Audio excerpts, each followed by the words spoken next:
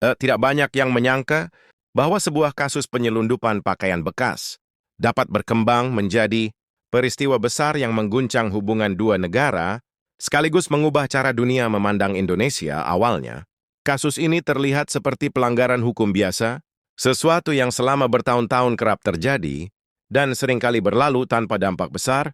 Namun kali ini berbeda. Dalam beberapa bulan terakhir, serangkaian kebijakan tegas yang diambil pemerintah Indonesia, terutama di bawah arahan langsung Presiden Prabowo Subianto, menciptakan gelombang besar yang merambat jauh, melampaui batas wilayah Indonesia. Dampak kebijakan tersebut tidak hanya terasa di wilayah perbatasan seperti Tanjung Balai, Karimun atau Batam, tetapi juga menggema hingga ke Kuala Lumpur, Sarawak, Tokyo, Canberra, bahkan masuk ke ruang redaksi media internasional.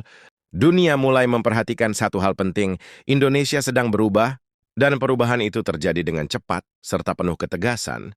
Kisah ini bermula dari sesuatu yang tampak sederhana. Ratusan bal pakaian bekas yang berusaha masuk ke Indonesia secara ilegal. Praktik ini sebenarnya bukan hal baru. Selama bertahun-tahun, penyelundupan pakaian bekas telah menjadi bisnis gelap yang berjalan rapi, terorganisir, dan nyaris tak tersentuh. Jalur penyelundupan biasanya melalui perairan sempit dan jalur laut kecil yang tersembunyi di antara pulau di pesisir Sumatera dan Kalimantan. Sebagian besar barang tersebut berasal dari Malaysia dan masuk ke Indonesia tanpa izin, tanpa pajak, dan tanpa pengawasan resmi. Di balik aktivitas ilegal ini terdapat keuntungan besar yang dinikmati oleh segelintir orang, namun di sisi lain, dampaknya sangat menyakitkan bagi industri. Tekstil nasional, pakaian bekas impor dijual dengan harga jauh lebih murah, membanjiri pasar, dan secara perlahan mematikan usaha lokal. Banyak pabrik tekstil dalam negeri terpaksa mengurangi produksi, bahkan menutup operasional. Ribuan pekerja kehilangan mata pencaharian, sementara negara dirugikan karena potensi pajak yang hilang selama bertahun-tahun. Pelaku industri tekstil telah berulang kali meminta pemerintah bertindak lebih tegas. Mereka berharap ada perlindungan nyata terhadap produk dalam negeri, namun penindakan yang dilakukan sebelumnya seringkali terasa lambat, tidak konsisten, dan belum mampu memutus jaringan besar penyelundupan. Akibatnya, praktik ilegal ini terus berulang dan semakin berani. Situasi mulai berubah ketika kantor wilayah Bea Cukai Kepulauan Riau di Tanjung Balai, Karimun berhasil menggagalkan upaya penyelundupan ratusan bal pakaian bekas senilai sekitar 2,5 Dasun yang sendok dikirim ke Tanjung Balai Asahan. Operasi ini bukan sekedar penindakan rutin. Ini menjadi sinyal awal bahwa pemerintah Indonesia sedang mengambil arah kebijakan baru, jauh lebih tegas dan tanpa kompromi. Arahan tersebut datang langsung dari Presiden Prabowo Subianto. Ia menyampaikan pesan jelas kepada seluruh aparat penegak hukum bahwa Indonesia tidak boleh lagi diperlakukan sebagai negara yang mudah dibohongi dan mudah dimanfaatkan. Perbatasan harus dijaga lebih ketat, jalur ilegal harus ditutup, dan para pelaku penyelundupan harus diberi efek jera. Presiden Prabowo bahkan secara terbuka menyatakan tidak menutup kemungkinan untuk menenggelamkan kapal yang tertangkap membawa barang ilegal. Pernyataan ini mengejutkan banyak pihak. Bahasa yang digunakan sangat tegas dan jarang terdengar dari seorang presiden, namun bagi masyarakat, terutama para pekerja industri dalam negeri, pernyataan tersebut justru menjadi angin segar. Mereka merasa negara akhirnya benar-benar hadir untuk melindungi kepentingan rakyatnya sendiri. Ketegasan ini bukan dimaksudkan untuk menciptakan konflik dengan negara lain. Pesan utamanya sederhana namun kuat. Masa pembiaran telah berakhir. Indonesia ingin berdiri sebagai negara yang berdaulat penuh, yang tidak lagi bersikap lunak terhadap pelanggaran hukum lintas negara. Respons publik terhadap kebijakan ini sangat positif. Para pekerja tekstil yang selama ini terpinggirkan mulai kembali memiliki harapan. Dampaknya pun cepat terlihat. Dalam 100 hari pertama pemerintahan, nilai barang ilegal yang berhasil disita hampir mencapai 1 triliun. Angka ini sangat mencengangkan, bukan hanya karena nilainya besar, tetapi karena jumlah tersebut setara dengan sekitar 42% dari total penyelundupan.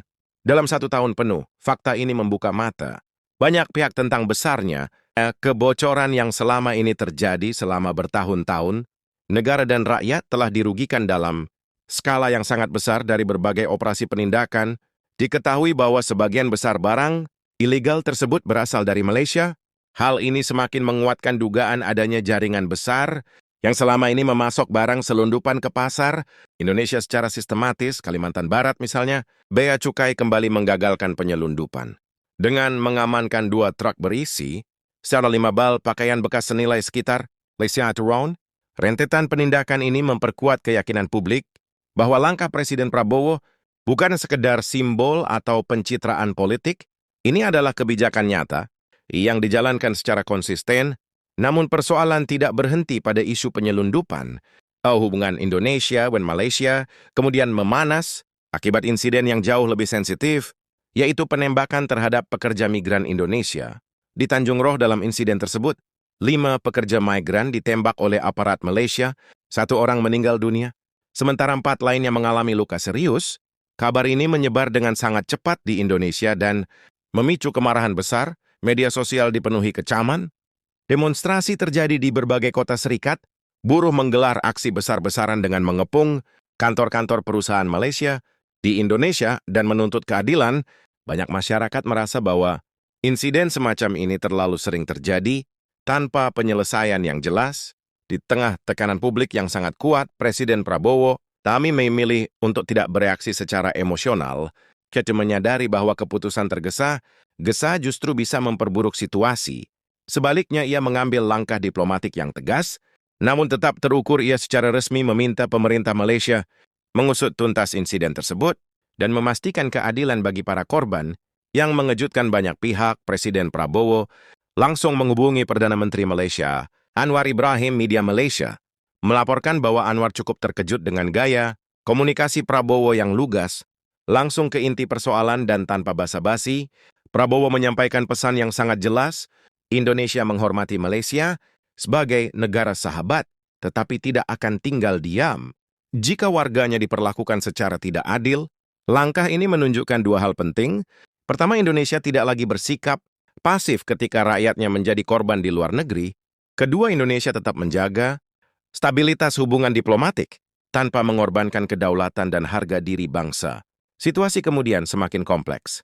Ketika pemerintah Indonesia mengumumkan rencana penghentian ekspor gas ke Malaysia, keputusan ini bukan dimaksudkan sebagai bentuk hukuman, melainkan sebagai langkah strategis untuk mengamankan kebutuhan energi nasional.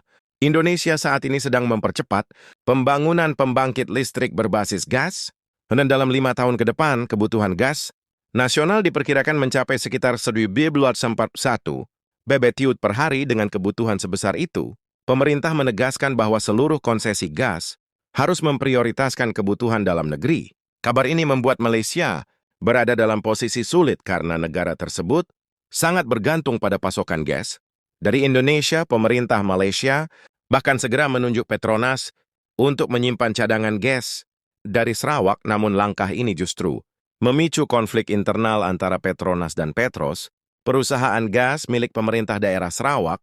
Cadangan gas Malaysia sendiri sebenarnya tidak terlalu besar, sekitar 40 kande zao FT3.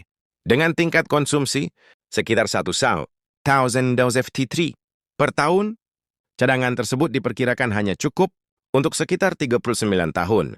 Namun angka tersebut bisa jauh lebih singkat. Pasokan gas impor dari Indonesia benar-benar dihentikan dalam dunia energi. Ketergantungan semacam ini merupakan kondisi yang sangat rapuh. Ketegangan yang awalnya bermula dari kasus penyelundupan pakaian bekas, kemudian berkembang menjadi isu pekerja migran, dan akhirnya merambah ke sektor energi. Rangkaian peristiwa ini membuat media internasional mulai melihat Indonesia dari sudut pandang yang berbeda. Indonesia tidak lagi dipandang sebagai negara yang reaktif atau emosional, melainkan sebagai aktor regional yang berani menegakkan kepentingannya sendiri. Sejumlah media internasional mencatat perubahan ini. Mereka menilai bahwa kebijakan luar negeri Indonesia di bawah kepemimpinan Prabowo menunjukkan pergeseran besar menuju peningkatan pengaruh ekonomi dan politik.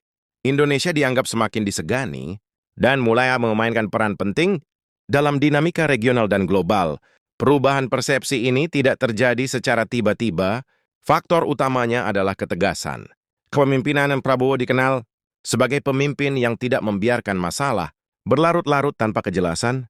Ketika penyelundupan merusak industri nasional, ia bertindak tegas. Ketika pekerja migran diperlakukan tidak adil, Ia bersuara lantang ketika ketahanan energi nasional terancam.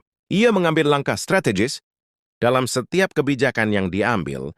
Pesan yang disampaikan selalu jelas, Indonesia tidak ingin lagi berada dalam posisi defensif. Indonesia ingin berdiri tegak, berdaulat, dan dihormati. Dunia kini mulai menyadari bahwa Indonesia sedang memasuki babak baru, babak di mana kepentingan nasional ditempatkan di atas segalanya.